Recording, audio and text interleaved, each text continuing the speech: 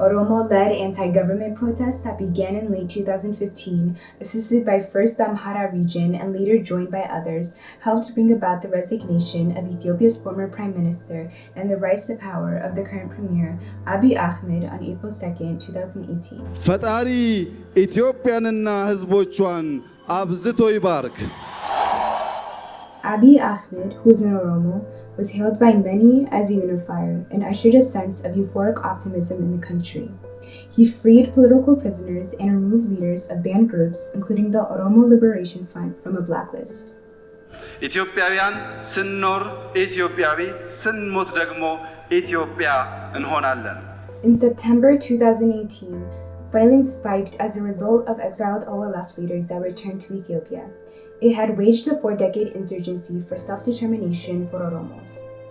Police said at least 23 people were killed in a weekend of violence, targeting minorities in the town of Burayu, a suburb near the capital city, Addis Ababa. Local residents said shops were looted and people attacked by mobs of Oromo youth that are self-identified as the Qero and elements of the Oromia State Police who stormed their streets targeting businesses and homes of ethnic minorities. The head of the Oromia Region's Police Commission denied accusations that police were slow to respond to the attacks. In August 2019, following a steady increase of attacks on Orthodox churches, clergy, and Orthodox Christians in various parts of the country, members of the Holy Synod of the Orthodox Church were called into emergency session to discuss the escalation in attacks. At the same time, a group of renegade priests announced the formation of a separate branch of the Orthodox Church for the Oromia region without sanction of the Holy Synod. Using defiant and vaguely threatening language, the clergy refused the demand of the church leadership to desist. The church, which has long provided service in the Oromo language in Oromo-populated areas, stated that it would be contrary to canon law to set up a parallel and separate administration for Oromos, and that church was for all the faithful and could not be divided by ethnicity. After this confrontation, attacks against the church escalated.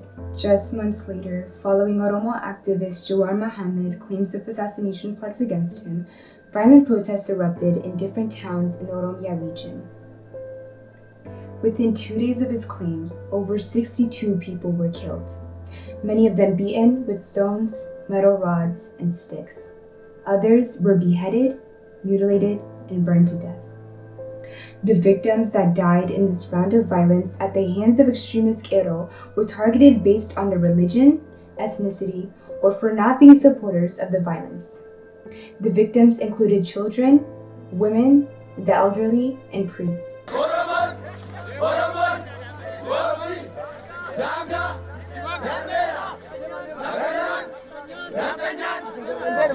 What happened in October 2019 in Ethiopia was a massacre.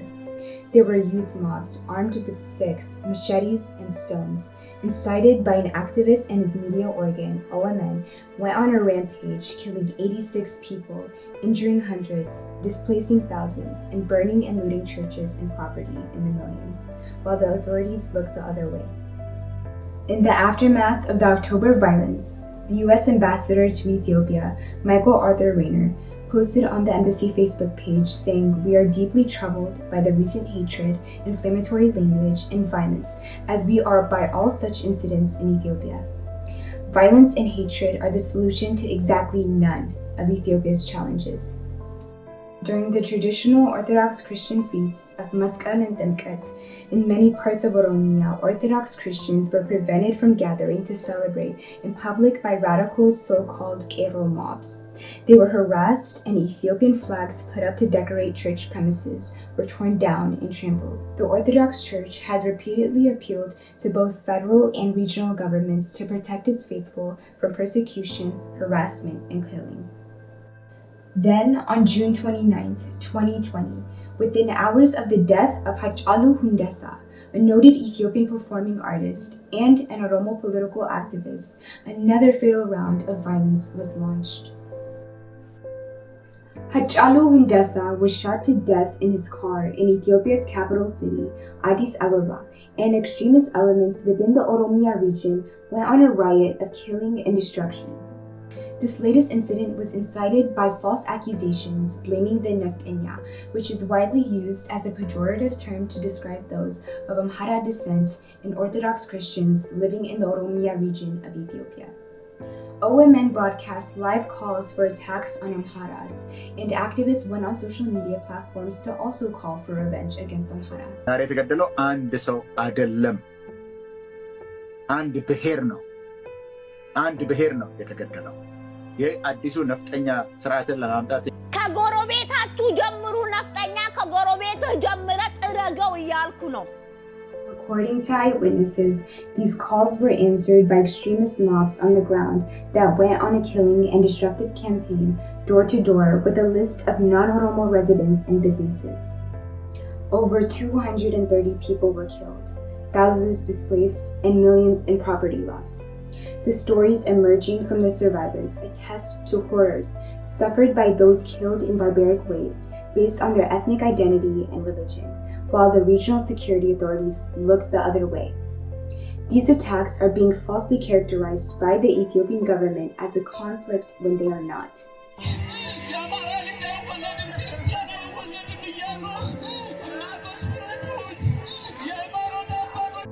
Likewise, in Benishangul Gumuz, located in the western region of Ethiopia, had at least 140 people killed by armed militia men and thousands of ethnic Amhara and Gumuz people displaced. According to Bloomberg News, these attacks started around September 6th and follow a similar pattern of attacks by militia men over the past few months. These rounds of targeted killings follow the recent leaked audio tape by the president of the Oromia region, Mr. Shimelis Abdisa.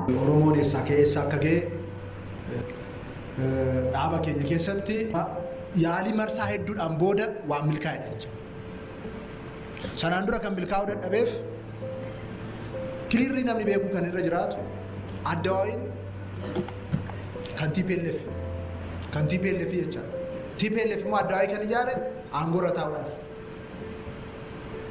aangoorra turuudhaaf nuyis badhaadhina kan ijaarreef aangoorraa buufii miti.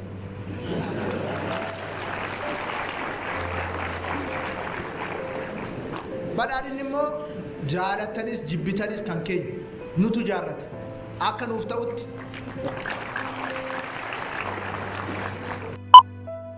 soo mirga abbaa biyyummaa dhimma aangoo faana sol qabatee jiru hojimaataan cufnee jiru.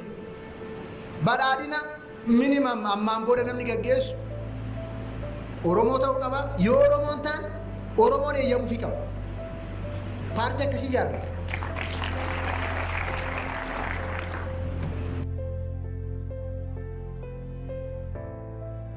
These violent episodes are becoming increasingly organized and growing in magnitude and viciousness.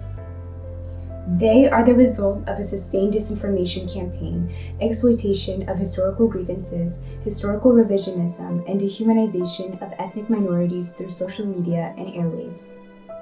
The involvement of the regional security apparatus in the purging of ethnic minorities elevates the sense of urgency and affirms the very nature of the ethnic cleansing taking place in the region. Although the extremist Oromo movement, like OLF, assisted by elements of the Oromia State Police, is a small subset of the overall peace-loving Oromo ethnic group, the continued brainwashing of the young adult and youth groups and the organized nature of these attacks has the potential for significant damage. The targeted ethnic and religious groups, such as Amharas, Christians, other non-Oromo residents, account for nearly 50% of the regional population. But unless swift measures are taken to prevent it, Ethiopia will descend into genocide and ethnic cleansing. Obang is right. Those are acts of genocide. And the Genocide Convention defines genocide as acts. So when you have people being killed because of their ethnic identity or their religious identity, those are acts of genocide. That's genocide. So Obang is right about that. Bystanderism by the police and federal forces that happen to be all around in Ethiopia, and yet when they see genocidal violence being perpetrated, they just look the other way. They turn their backs or walk away. That kind of bystanderism is it's an igniter, it's a trigger for genocide. It is not too late to prevent such a tragedy from occurring. Inform yourself, speak out, and take action. Say no to ethnic cleansing. Together, we can be a voice for the voiceless. Take action by texting Ethiopia to 1-810-346-1859. And if they can get away with them and there's no response, then they know they can get away with much more. And that is a terrible, terrible precedent then for much wider genocide.